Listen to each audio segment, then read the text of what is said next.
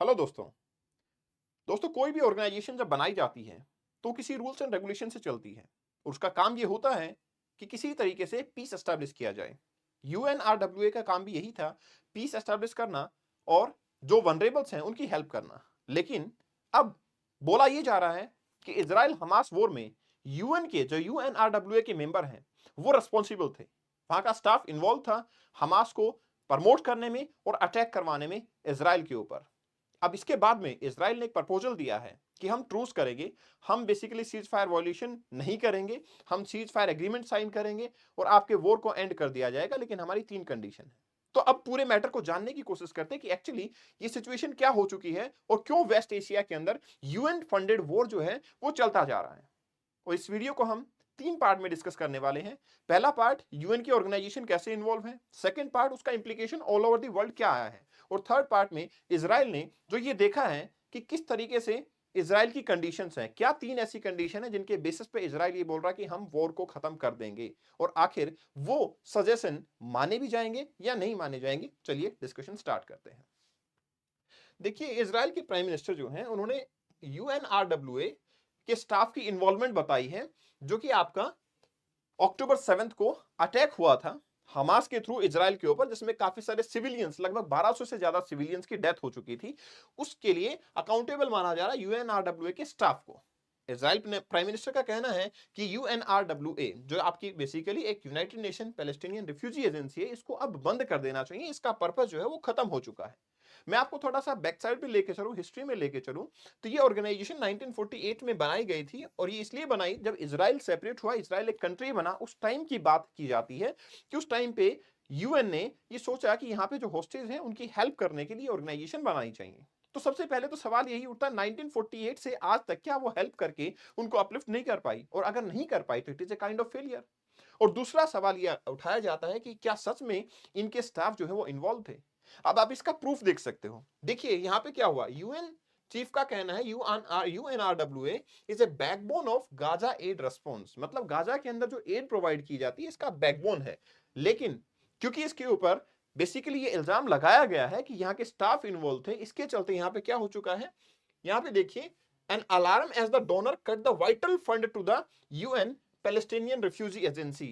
काफी ज्यादा फंड जो है इनको मिलता था और वो फंड अब कट कर दिया गया है, तो that is a big problem. इसीलिए वो लोग क्या कर रहे हैं, बेसिकली यूएन के जो चीफ हैं उन्होंने ये बोला है कि देखिए, रेस्पॉन्स जो है, जो भी एक्यूजिशन आ रहे हैं, जो भी बेसिकली बात की जा रही है, जो एक्यूज्ड हैं उनको एग्जीक्यूट किया जाएगा, but still we need to search on it.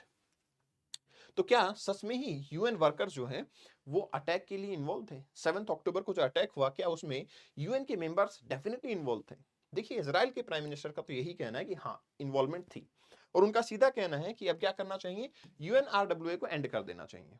उनका कहना यह भी है कि आप अगर किसी तरीके से हेल्प करना चाहते हो गाजा के लोगों की, तो आप कोई नई ऑर्गेनाइजेशन बना लीजिए, उसमें हमें कोई प्रॉब्लम नहीं है। If we are going to solve the problem of Gaza as we intend to do, तो हम एक नई ऑर्गेनाइजेशन बना लेते हैं। जब ये ऑर्गेनाइजेशन के ऊपर इतने सारे इल्जाम लग चुके हैं और इनका इन्वॉल्वमेंट वॉर में पाया जाता है, और 1948 से ये उनका अपलिफ्टमेंट नहीं कर पा रहे हैं, तो क्यों ना हम एक नई ऑर्गेनाइजेशन की फॉर्मेशन कर लें। ये इजराइल की तरफ से प्रपोजल है।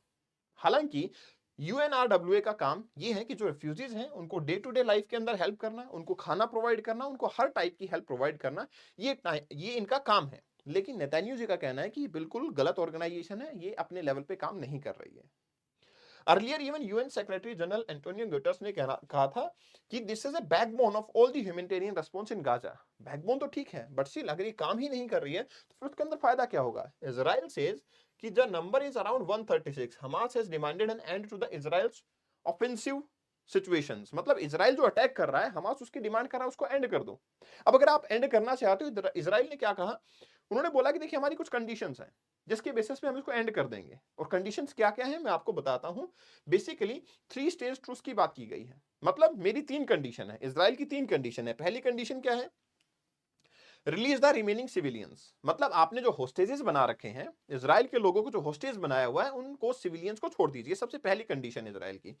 दूसरी कंडीशन क्या है आपकी, देन जो सोल्जर्स हैं वो भी छोड़े जाएंगे, मतलब जो अगर आपने सोल्जर्स को रखा हुआ है तो उनको भी छोड़ दीजिए। तीसरी कंडीशन ये है, एंड फाइनली जो आपके डेड होस्टेजेस हैं उनकी बॉडीज भी हमें सौंप दीजिए। ये 3 कंडीशन है and I don't think so कि इसमें से कोई गलत कंडीशन है। भई जो भी आपके सिविलियंस हैं उनको छोड़ा जाना चाहिए, जो सोल्जर्स हैं उनको भी छोड़ा जाना चाहिए और नेक्स्ट कंडीशन ये है कि जो डेड होस्टेजेस हैं उनको भी छोड़ा जाना चाहिए। तो डेफिनिटली ये तीनों कंडीशन बिल्कुल सही हैं।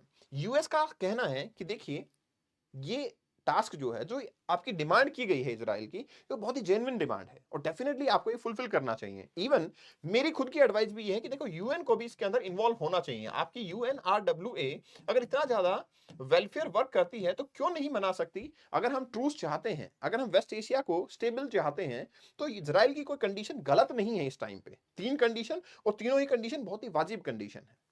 The proposal followed the talks between the Paris involving intelligence agency chief, Israel के कुछ जो रिप्रेजेंटेटिव हैं, यूएन के रिप्रेजेंटेटिव हैं, इजिप्ट के रिप्रेजेंटेटिव हैं, यूएस के रिप्रेजेंटेटिव हैं। तो इन टोटल ये एक अच्छा प्रपोजल है एंड आई थिंक सो कि इसके ऊपर काम करना चाहिए। और यूएनआरडब्ल्यूए पे अगर इल्जाम लगा है तो डेफिनेटली उसके ऊपर इंक्वायरी तो होनी ही चाहिए। हमें पता लगना चाहिए कि अगर इस टाइप की एजेंसी वॉर में इन्वॉल्व है तो फिर ह्यूमैनिटेरियन क्राइसिस में हेल्प करने का कोई खास मतलब नहीं बनता। US ambassador to United Nation उन्होंने डायरेक्टली बोला है कि आपका ये प्रपोजल जो है उसको आप मान लीजिए, जो भी प्रपोजल आया इससे फायदा आपको ही होगा। अगर हमास रियल में उस लेवल पे है कि यूएनआरडब्ल्यूए उनकी हेल्प करे और किस बेसिक चीज के लिए, फूड के लिए, वाटर के लिए, मेडिसिन सप्लाई के लिए, तो वो क्यों नहीं इस एग्रीमेंट को मान लेते। इसमें तो कोई ऐसी कंडीशन भी नहीं है कि कोई टेरिटरी ऑक्यूपेशन की बात है या कुछ ऐसा है। सब कुछ सिचुएशन नॉर्मल है फिलहाल के लिए। तो ये डिमांड है और उसके बाद में अगर आपकी यूएनआरडब्ल्यूए फेवर में है तो यूएन के थ्रू आप प्रपोजल रखिए इसराइल के सामने। तो हमास की तरफ से डिमांड कुछ नहीं आई है but still they are in a thinking process कि इस डिमांड को मानना है या नहीं मानना है। मुझे तो कुछ ऐसा लग नहीं रहा कि इस डिमांड को ना माना जाए बट स्टिल हाँ, ठीक है, जो प्रीवियस टेरिटरीज़ आपकी ऑक्यूपाई हो चुकी हैं, उनको आप डिमांड कर सकते हैं, लेकिन आप अपनी डिमांड को प्रपोज़ तो कीजिए, एट लीस्ट। ना कि आप वॉर में इन्वॉल्व रहेंगे। और अगर वॉर में इन्वॉल्व रहते तो एक तरीके से ये है कि यूएनआरडब्ल्यूए को जो फंडिंग मिल रही है, वो फंडिंग एक्चुअली वॉर में जा रही है। क्योंकि फाइनली हमास के पास खाने का पैसा नहीं है, तो वॉर लड़ने का पैसा आखिरकार आया कहाँ से? और इसी वजह से आप यहाँ देख पा रहे हैं कि यहाँ पे जो बहुत सारी फंडिंग जो है, वो इसकी रोक दी गई है। यूएसए ने तो डायरेक्टली डिनाई कर दिया कि जब तक इंक्वायरी चलेगी इस ऑर्गेनाइजेशन के ऊपर, तब तक हम फंडिंग प्रोवाइड नहीं करेंगे। तो व्हाट डू यू थिंक? क्या ऐसी ऑर्गेनाइजेशंस को बंद कर देना चाहिए या रिप्लेस कर देना चाहिए या फिर इनकी फंडिंग रोक देनी चाहिए? मेरे हिसाब से इसकी इंक्वायरी तो होनी चाहिए और अगर ये ऑर्गेनाइजेशन अब करप्ट हो चुकी है और 1948 से रिस्पॉन्स नहीं कर पाई है, तो डेफिनेटली हमें एक नई ऑर्गेनाइजेशन बनाने की जरूरत पड़ेगी। इस सेशन की पीडीएफ को आप यहाँ से डाउनलोड कर सकते हैं and you can follow me over here. Thank you very much, best wishes, take care, bye bye.